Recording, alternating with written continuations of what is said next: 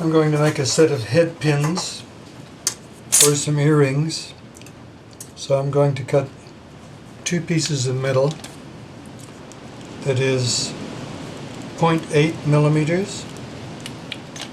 I want 0.8 for the ear wires and 75 millimeters long because I'm going to use the flame to ball up the end.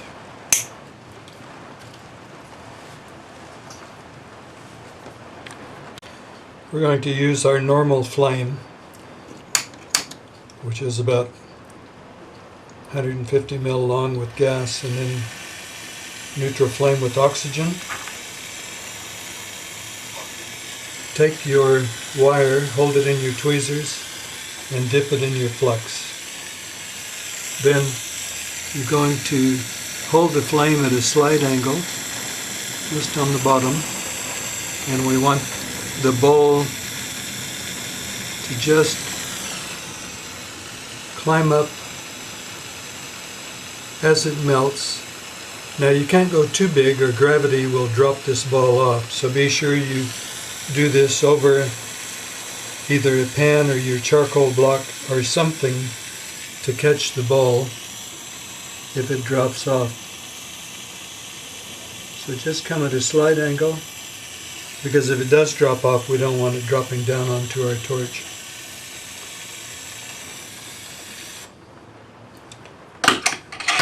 Now we're going to quench and pickle quench and pickle.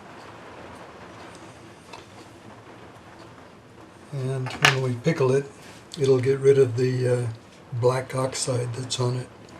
And we'll have a nice round ball on the end to make our ear wires with. If you'd like to make some nice decorative silver balls for one of your pieces, you can just melt silver scrap onto your charcoal block. But if you want the pieces exactly the same size, what you need to do is wind up some wire like you're going to make jump rings, and just clip these and place them on your charcoal block. And because each jump ring will have exactly the same amount of metal in it, the balls will be the same size.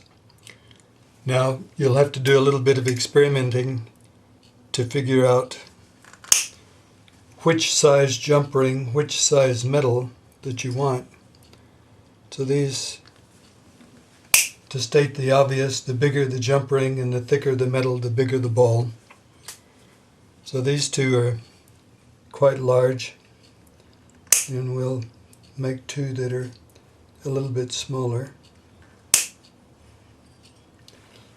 Now you don't have to flex these.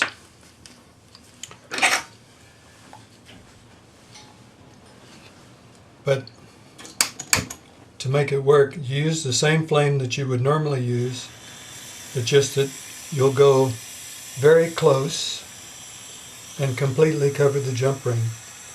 So about 25 mil away, and it'll just melt almost immediately into this perfectly sized ball. And by doing this on a charcoal block and without flux on it, it'll have a flat bottom so that you'll be able to solder it onto your piece